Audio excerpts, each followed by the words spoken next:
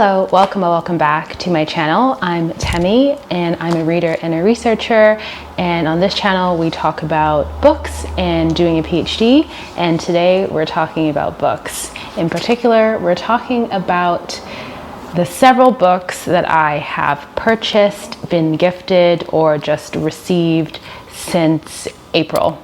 Some of you may know that I recently moved and some of my belongings are not here with me yet, so I haven't really had any of my books with me. So I've been trying to be very selective in the books that I'm buying. I've been going through my story graph, looking at my TBR, books that I don't own, books that I know that I would like to own, and also trying to be economically savvy in buying books, getting books from the library, and buying secondhand or discounted books. So we're just gonna get into it. I have three separate piles, as you saw, and so the first pile is books I received for free. The second pile are books that I purchased secondhand, and the third pile, which is unfortunately the largest pile, of books that I have bought brand new. These are the books. Because these I got for free, I feel like they're gonna be the ones that are the most random, because I'm a basic person and sometimes I see a book and I'm like, okay, so how will I start? So first of all, this book is one I've been meaning to read for ages. It is Disobedient Bodies by Emma Dabiri. She is a biracial Nigerian and Irish academic, author, and broadcaster based in the UK. I think this is a Wellcome Collection publication. It is, and this book is all about the ways that beauty is politicized and has certain structures. So who can claim to be beautiful is tied up in racism, colonialism, etc., etc. And so the back of the book says, disobedience is overdue, unruliness is requisite. For too long, beauty has been entangled in the forces of patriarchy and capitalism, objectification, shame, control, competition, and consumerism. We need to find a way to do beauty differently. This radical, deeply personal, and empowering essay points to ways we can all embrace our unruly beauty and enjoy our magnificent, disobedient bodies. And I received this for free, but I actually bought it from my friend Addie, so it's not actually mine, but that's the first book that I have in my free pile. Okay. The next book I received and I purchased, or not purchased, I picked up from Massey Books, and it is Planes Flying Over a Monster by Daniel Saldaña Paris, translated by Christina McSweeney and Philip K. Zimmerman. This is a collection of essays by a Mexican writer who is based in New York and Mexico City. His name is Daniel. I have not heard of this person before, but I'm always really interested in essay collections because I feel like the essay is the perfect form for personal writing. And this says, from one of Mexico's most exciting young writers, this cosmopolitan and candid essay collection explores life in cities across the world and reflects on the transformative importance of literature and understanding ourselves. In 10 essays, Daniel Saldaña Paris explores the cities he has lived in, each one home to a new iteration of himself. In Mexico City, in Montreal, and in Madrid, Daniel talks about the different experiences he has here. I'm summarizing. These now diverging, now coalescing selves raise questions. Where can we find authenticity, and how do we construct the stories that define us? I picked this up because it reminded me of the summary of Italo Calvino's Something Cities. I can't remember the title, which I didn't love. It's a bit too much magical realism in there for me. So I'm interested in this as it is a personal essay, and this is published by Catapult in 2024. The next few books, 1, 2, 3, 4. The next 4 books I received at the little free libraries. If you're in North America, you know that some cities have these little tiny cute libraries in side streets and stuff, and then people can put a book in or take a book that they like the sound of. So these are really random because I don't know some of these, and some of these I picked up just because they took my fancy, and some of them because I hadn't had them and I wanted a physical copy. So this one is Grief Works by Julia Samuel. Stories of life, death, and surviving. I've experienced a really intense bereavement when my mother passed, and so grief is I don't want to say an area of interest, but is something that I know how transformative it is. This is Penguin Random House, Anchor Canada, and it was published in 2019. So the blurb on the back says, "Death affects us all, yet it is still the last taboo in our society, and grief is still profoundly understood. With deeply moving case studies and stories of real people's bereavement, Grief Works is the definitive guide for anyone who has lost a loved one and seeks to revolutionize the way we talk about life, loss, and death." So I think this book, Julia Samuel is a grief psychotherapist, so I'm assuming this is going to be case studies about death, I think probably based on their clients. And so I hope there was a really robust, informed consent and approach to research there. It looks, I want to say it reminds me of Chicken Soup for the Soul in that sort of way that I don't know, I haven't read it yet, but it seems as though there's, different themes. So when a partner dies, when a parent dies, and then the different case studies in there. So yeah, that just sounded really interesting, and that's why I picked it up at the Little Free Library. Next one I picked up at Little Free Library is Margaret Atwood's The Handmaid's Tale. Believe it or not, I've never read this, and I have not gotten through season 1 of the TV show on Netflix, or is it Amazon? I'm not sure. Because depressing, dystopian. I don't love sitting in dystopian literature or media. But I know that this has a lot of positive reviews, and so when I saw this in one of the Little Free Libraries, I decided to pick it up.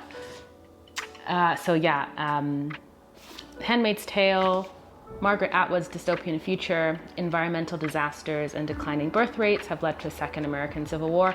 I'm not even going to read this. This is happening now, but this is just a book version of what's happening now. This is The Handmaid's Tale. This was actually published again by Penguin Random House, and it was published initially,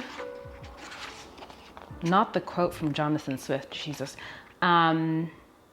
paperback edition, published in 1999, so a while ago. I have to say, this is a lot of white women, which, if you know me or follow me on Instagram or on my booktube, I don't really be reading white people like that. So that's how you know that I got these for free. Next book is Liane Moriarty. I loved the TV show Big Little Lies. I also really liked the book. So when I saw this in the Little Free Library, I was like, Liane, say less. I'm gonna pick you up. This also sounds really good, and it's a chunky one for just like a regular paperback. So this is Flatiron Books, and the back of this, or rather the title is Truly, Madly, Guiltily. It's giving Jodi Picoult energy, which I also fucks with because Jodi can write a drama, okay? That woman knows how to write drama and knows how to write tension. And I haven't read a Jodi Picoult book in a minute. My mom used to love her books. We would get into discussions about like what the characters were doing and why we agreed with them or not. Anyway, this book, 6 responsible adults, 3 cute kids, 1 small dog. It's just a normal weekend. What could possibly go wrong? Sam and Clementine have a wonderful, albeit busy, life. If there's anything they can count on, it's each other. Clementine and Erica are each other's oldest friends, but theirs is a complicated relationship. So when Erica mentions a last-minute invitation to a barbecue with her neighbors, Tiffany and Vid, Clementine and Sam don't hesitate.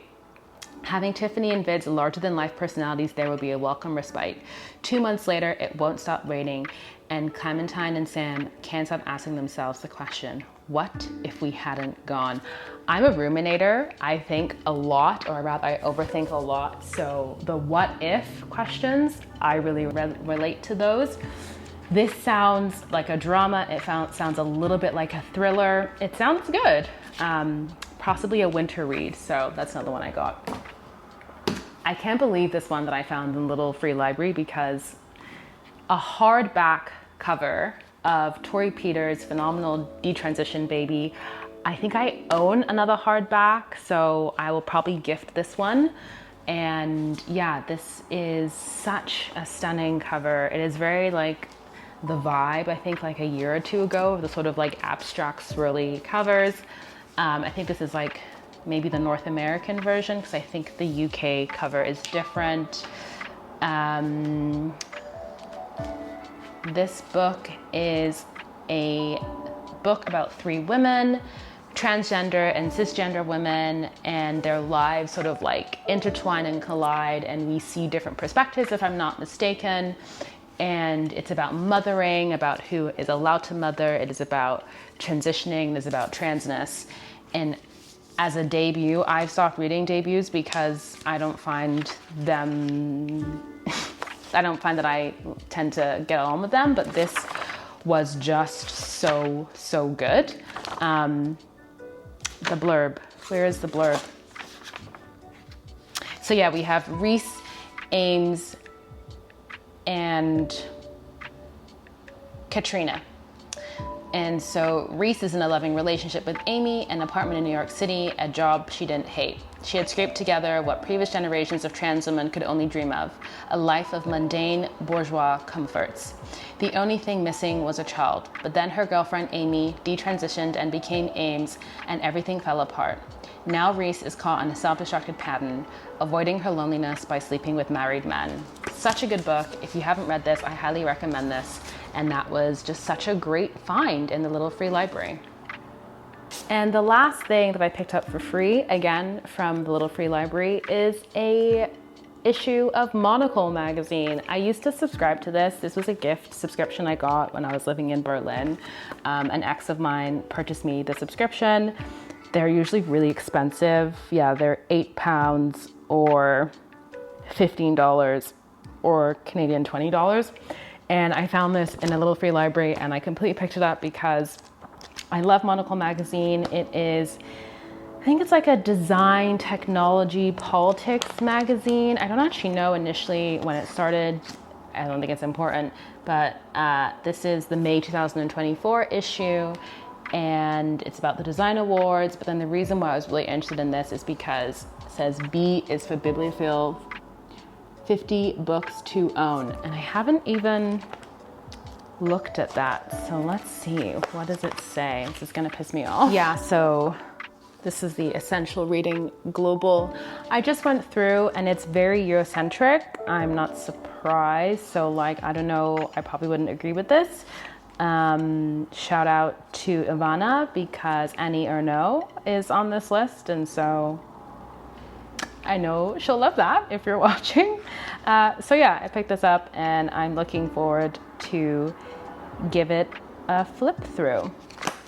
So the next pile I'm going to talk about, ignore that, are these ones.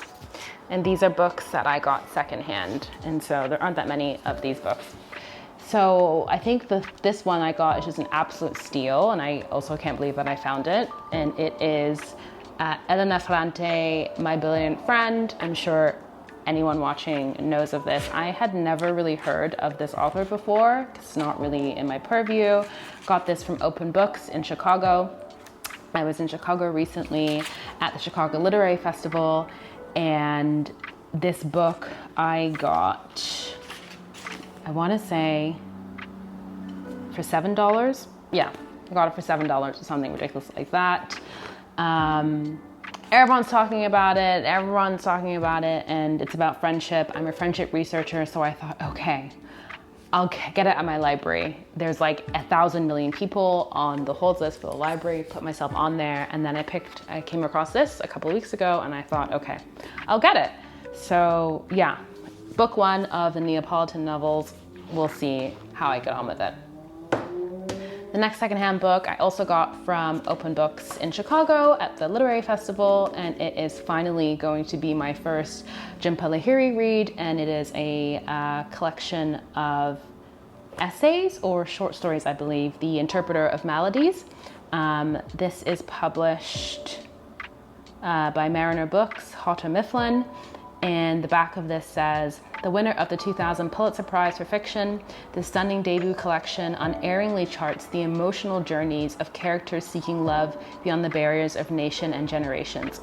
A writer of uncommon sensitivity and restraint, Ms. Lahiri expertly captures the out-of-context lives of immigrants, expatriates, and first-generation Americans. Just reading that, I think this reminds me of Nikesh, can't remember his last name, Nikesh's Good Immigrant essay collection. So this could be interesting to read and pair with that. In stories that travel from India to America and back again, Lahiri speaks with universal eloquence to everyone who has ever felt like a foreigner. Honored as debut of the year by the New Yorker and winner of the Penn Hemingway Award, Interpreter of Maladies introduces a young writer of astonishing maturity and insight who breathes unpredictable life into the page. Did not know that Jhumpa was born in the UK. Hate that for them. Okay, so yeah, that sounds really great. I'm looking forward to it. I feel like a short story collection is a really great way to get to know an author. So I picked that up, I think also for like $7, so another great bargain. The next book that I picked up is Frying Plantain by Zalika Reed Benta.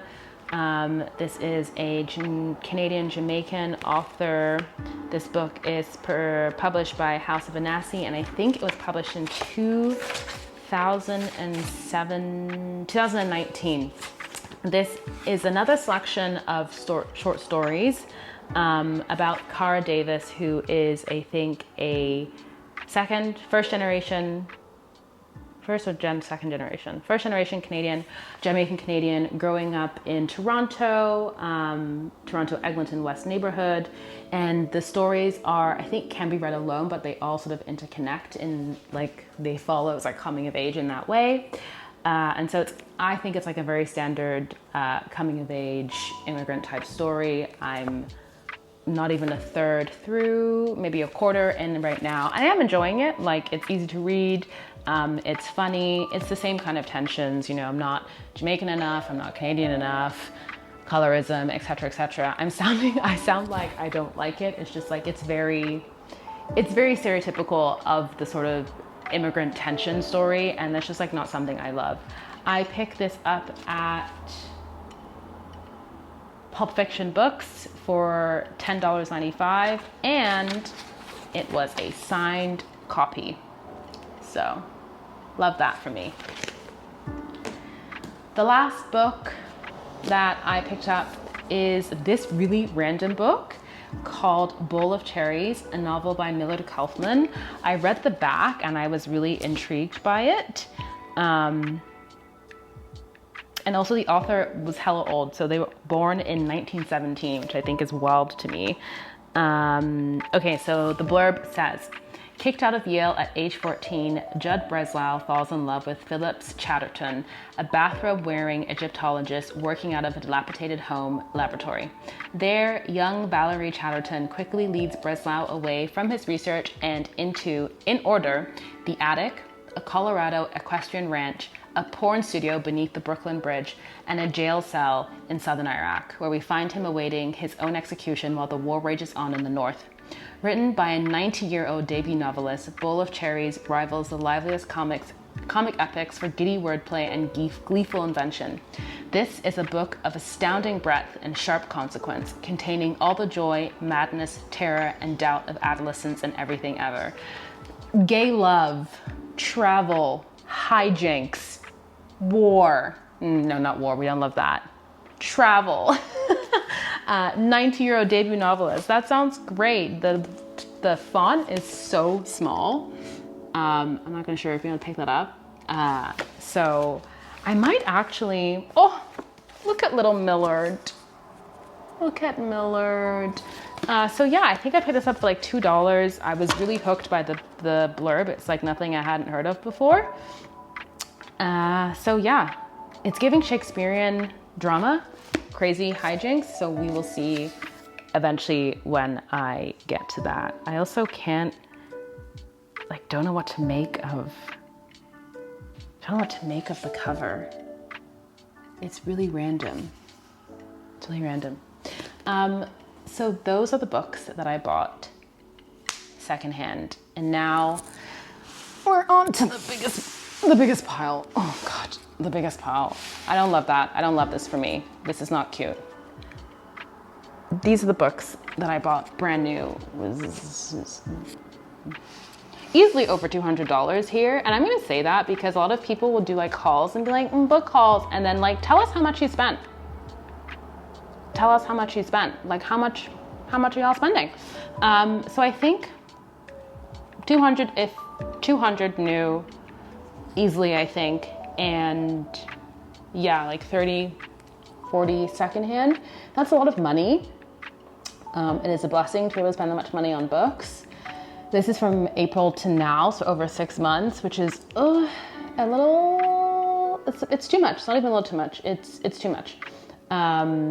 So I'm really gonna try not buy any more books for the rest of the year. I'm gonna talk about this real quick because I talked about this so many times that I feel like I sound like a stalker, and I'm not a stalker, but this is part of the haul. So, Magical Realism by Vanessa and Angélica Villarreal. That's all I'm gonna say. I bought this, I got it on Libro FM, I tandem read it on audio, and oh, I just realized I haven't even included my Libro purchases. Never mind. Got this at Massey, nowhere else had it. You know how I feel about this book. If you don't, I've done videos about this book. Gorgeous cover and long listed for the Non-Fiction National Book Awards. Won't she do it? The next book I got is a short story collection by Deepa Rajagapalan. Deepa Rajagapalan. Oh my goodness. I saw Deepa in conversation with Shashi Bhatt, who is a Canadian author, also a short story collection. This is called Peacocks of Instagram. I think this has recently been longlisted for a major Canadian prize. I haven't started this yet, but what a stunning cover. Love that. This is also published by House of Vanessa. I have a couple books by House of Vanessa, and I think I like them. So this says, an underappreciated coffee shop server haunted by her past attracts thousands of followers on social media with her peacock jewelry. A hotel housekeeper up against a world of gender and class inequity quietly gets revenge on her chauvinist boss. And a foster child, orphaned in an accident directly attributable to climate change, brings down her foster father, an oil lobbyist, in spectacular fashion. With an intense awareness of privilege and the lack of it, the 14 stunning stories of Peacocks of Instagram explore what it means to be safe, to survive, and to call a place a home. So listened to Deepa read some of one section of a story and was totally captivated by it. So I picked that up at the reading, and I'm very glad I did. I think this would also be a good fall read. I feel like short stories are a good fall read. I don't know why. The next book I got this at a art school's bookstore sale. Is this secondhand? It's not secondhand, it's new, but it was heavily discounted. And Sumana and I, this is by Sumana Roy, How I Became a Tree. Sumana and I have both been at a conference on panels together. We were both invited to one conference last summer 2023 in Hanover.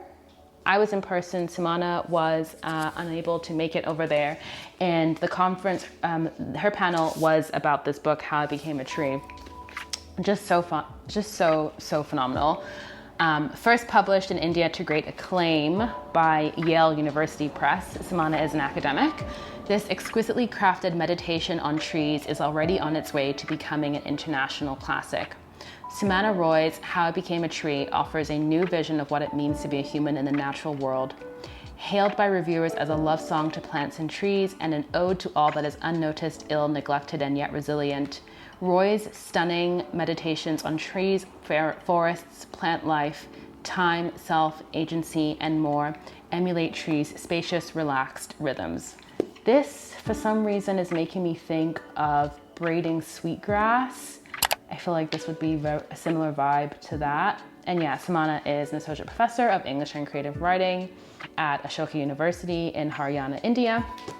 And so when I saw this was on sale and having been in conversation with Sumana, I was like, let me pick this up. So there's that one. Next book, I got the next 1, 2, 3, 4? No. The next 3 books I purchased are from Chicago, from St. Meyers Books. Are they from St. Meyers Books and Pilsen Books. This is a new Sayaka Murata, Japanese translated fiction. Sayaka, she be doing things that are wild in books. Earthlings, talking about you. And so when I saw this at St. Meyers, I was like, hey, sweet, let me pick this up. What a wild ride am I gonna go on with this book? So I think this is her first collection of short stories ever to be translated into English.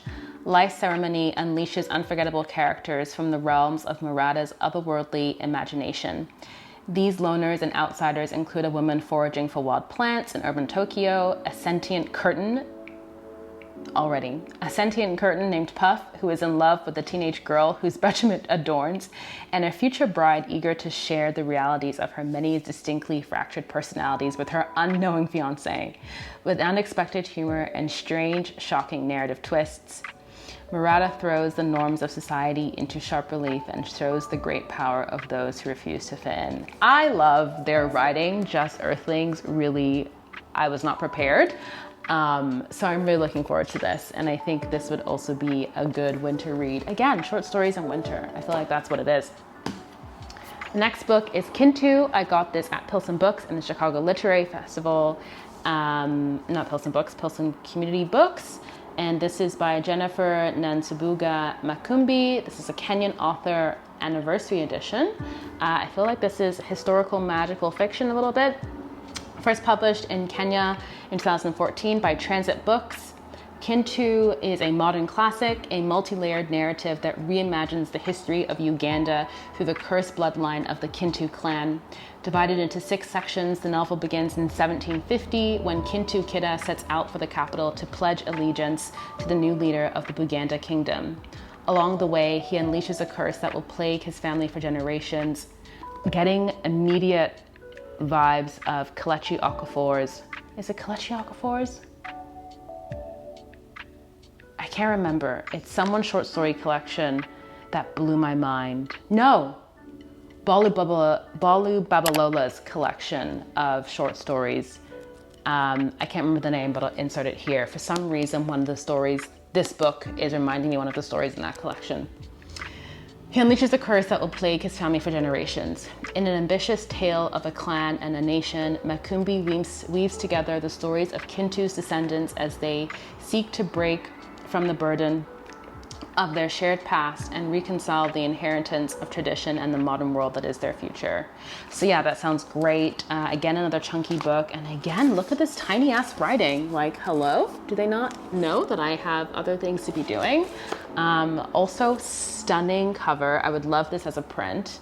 Reminds me a little bit of kente cloth. So yeah, pick that up. And I'm looking forward to reading that. The next book I picked up is The Whole, a novel by Hai Young Pyun. This is translated by Sora Kim Russell. I didn't say who Life Ceremony. Life Ceremony is translated from Japanese to English by Ginny Tapley Tekemori. This is the winner of the 2017 Shirley Jackson Award. If that means something to someone, it does not to me, but award winner, so that's phenomenal.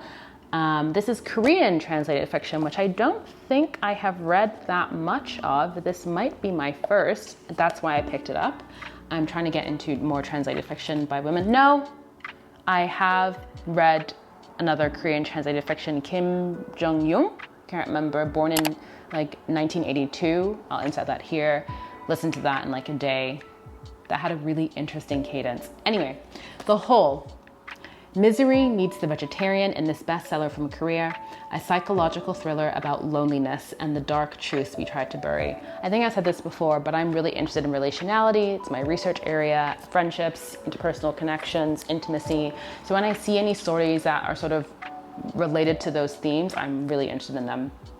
So in this tense, gripping novel by a star of Korean literature, Og-hee has woken from a coma after causing a devastating car accident that took his wife's life and left him paralyzed and badly disfigured. His caretaker is his mother-in-law, a widow grieving the loss of her only child. Og-hee is neglected and left alone in his bed as the world shrinks to the room he lies in and his memories of his troubled relationship with his wife. But soon Og-hee notices his mother-in-law in his wife's abandoned garden, uprooting what she had worked so hard to plan and obsessively digging larger and larger holes. When asked, she answers only that she is finishing what her daughter started. Sounds dark. I think this is another winter read. Yeah, I'm really interested to get more into Korean literature because I have a sense of Japanese literature now from the books that I've read that have been translated.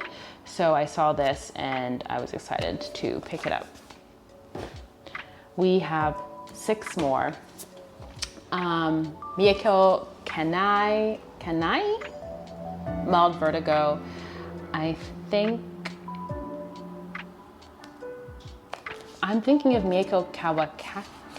I don't know which Miyako I'm thinking of. I'm thinking of the Miyako who wrote the book Breasts and Eggs. That was a really interesting book. This,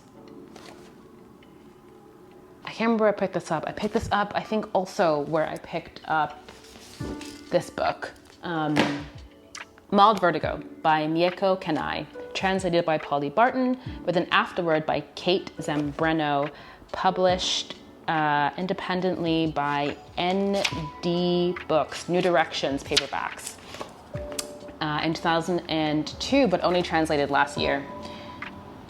So the apparently unremarkable Natsumi lives in a modern Tokyo apartment with her husband and 2 sons. She does the laundry, goes to the supermarket, and gossips with neighbors. As Natsumi's conversations with her family and friends blend seamlessly into her infernally buzzing internal monologue, Mild Vertigo unmasks the lonely, dizzying reality of being unable to locate oneself in the endless stream of minutiae that forms a home where both everything and nothing happens. With shades of Clarice Lispector, Elena Ferrante, and Kobo Abe, this verbally acrobatic work by the esteemed novelist, essayist, and critic Miyako Kanai is a disconcerting and radically imaginative portrait of selfhood in late-stage capitalist society. This has just gone straight to the top of my TBR. That sounds fantastic. Also, love the cover. So yeah, pick this up, and I'm very, very excited to read it. I just realized I have only 2. Do I only have 2 bits of, I only have 2 nonfiction books. That's crazy for me. I think because I read a lot of nonfiction, maybe this summer I was just like, I need to read fiction, escapism, perhaps. No, this summer I read about 7 memoirs and essays, so I definitely have been feeling fiction. But in this list, this is one of 3 nonfiction books, and it is The Phenomenal Against Technoableism. I have taught some of this book by Ashley Shew, Rethinking Who Needs Improvement. I think I can't remember where I first heard about this. I picked this up at Massey. This book is by an academic, Ashley Shew, an associate professor of science at Technology and Society at Virginia Tech. It was published, I think, last year by Norton. Was it published last year? Yes, it was published last year. So technoableism is basically the notion that technology is imbued with properties that are ableist, and also the notion that we frame disability as like an individual problem rather than a societal one, and then technology perpetuates that. So the back says, why do able people frame disability as an individual problem rather than a social one? In a warm, feisty voice and vibrant prose, bioethicist Ashley Shew explodes what we think we know about disability and argues that disabled people are the real experts when it comes to technology and disability. I think I also used this book or selected this book for like my video about like several books you should read for technology and society.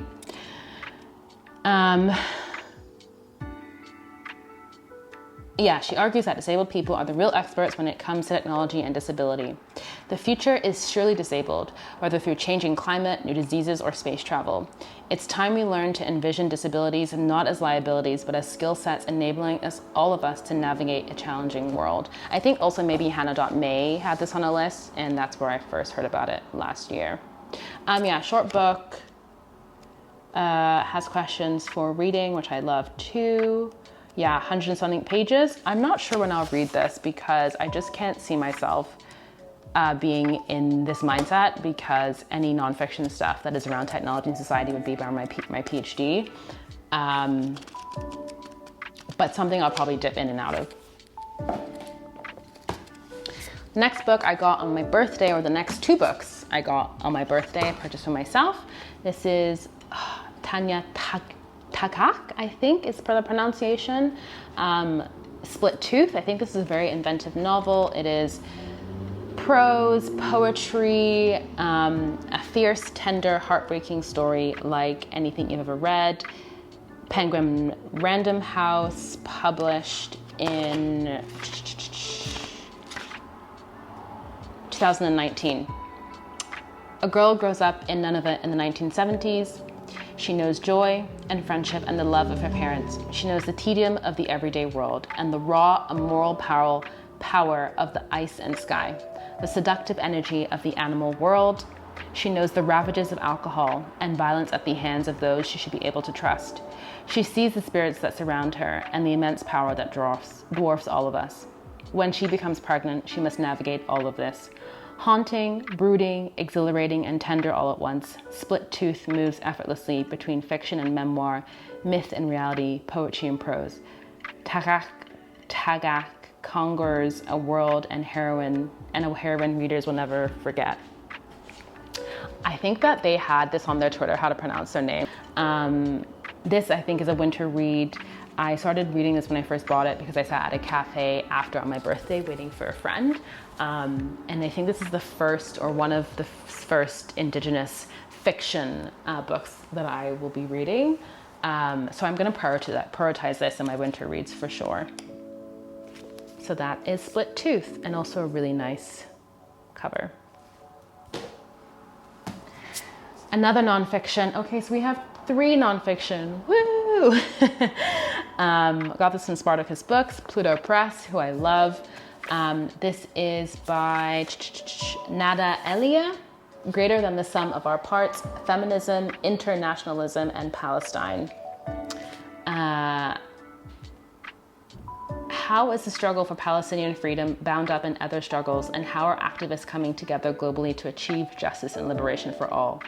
In this bold book, Palestinian activist Nada Elia unpacks Zionism from its militarism to its prisons, its environmental devastation, and gendered violence. She insists that Palestine's fate is linked through bonds of solidarity to other communities, crossing racial and gender lines, weaving an intersectional feminist understanding of Israeli apartheid throughout her analysis. She also looks deeper into the interconnectedness of Palestine with Black, migrant, and queer movements, and with other Indigenous struggles against settler colonialism, including that of Native Americans. I think that's why I picked this up, because it was specifically about the solidarity approaches with other minoritized and marginalized groups. And because it's a Pluto Press book, so, oh my God, look at the font. Tiny ass font.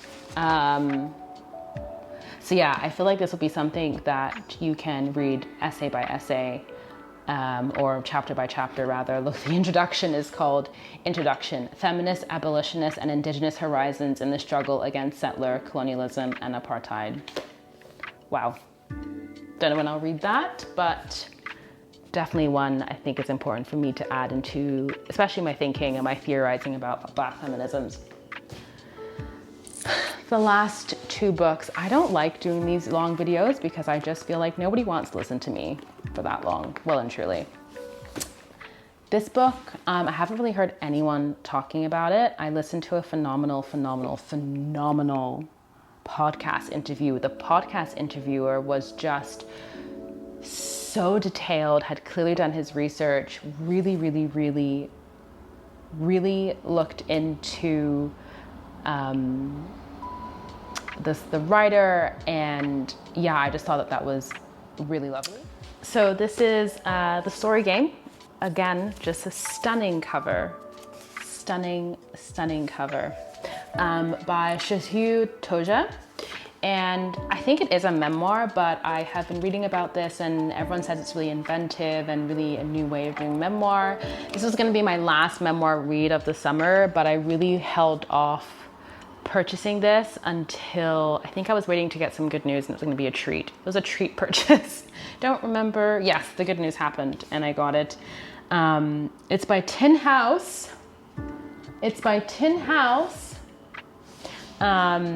Which is I think independent small book. I got excited because I thought Tin House was who published magical realism, but it isn't, so that's fine. That is Tiny Rep Books.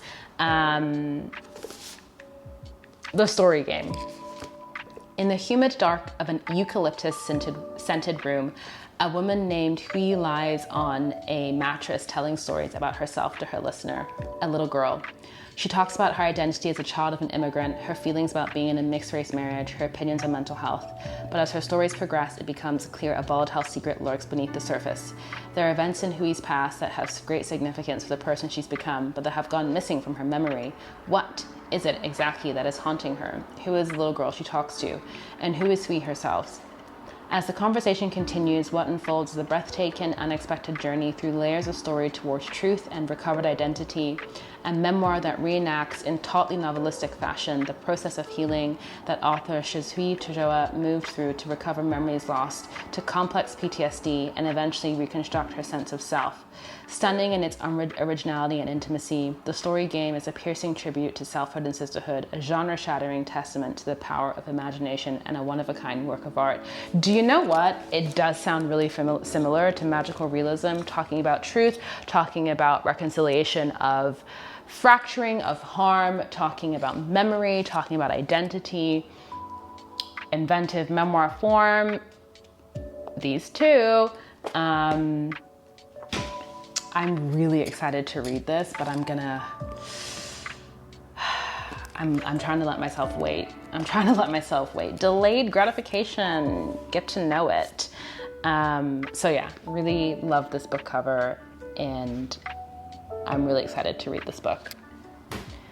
The last book I purchased, I think this was the first book I purchased when I moved here, and this is David Nichols' You Are Here, a novel, has little like frayed edges. This is, who is this published by? This is published by HarperCollins, and this was published in 2024. It's a book about two people who are grumpy, alone, recently divorced, meeting through friends on a hike. I've read this book already. It was a treat, a really easy romantic comedy. David Nichols writes well-rounded characters. He gives us understanding and insight into their motivations so we can root for them. We can feel sad when they're sad. We can call them a raggedy goat when they're being a raggedy goat because we understand while they're doing things. He's really good at explaining characters and forming characters. I give this a 4-star, I think, or a 4.5 star. Just a really easy, very British romantic comedy in that it's not overly saccharine. Those are all the books. Oh no, there's one more book that I am gonna pick up today that I wanted to wait to get to this video, but then I was like, if I don't do it today, I'm never gonna do it. And that is The Trinity of Fundamentals. Zafidi, I think, is the author. I can't remember, so I'm going to put the author here. And it is a story, I think autofiction, of a Palestinian prisoner captured by the Israelis and their story of how they escaped and I think also infiltrated, but I cannot remember. That book, apparently at Chicago Literary Festival, one of the booksellers at Pilsen Community Books told me it was selling like hotcakes because it had been getting really popular on Book Talk, which I thought was surprising. And I had been wanting that book for about 3 months. But it's like $47 in some stores here. And I was just like, I am not paying that. And then I found it for slightly cheaper in the US. So I was happy to get it. Those are all the books that I have purchased from April to literally today, I guess. Yeah, I don't love doing hauls of any kind. I am not a big fan of like wanton consumerism, but books are a thing that I will allow myself to purchase, and those are the ones that I purchased, those are the ones that I picked up around the little free libraries, and those are the ones that I was very kindly gifted. Thank you so much for watching. Let me know if you have heard of any of these books, if you've read any of these books, if you have any recommendations. Actually, no recommendations. My TBR needs to get lower, and I will see you in my next video. Bye.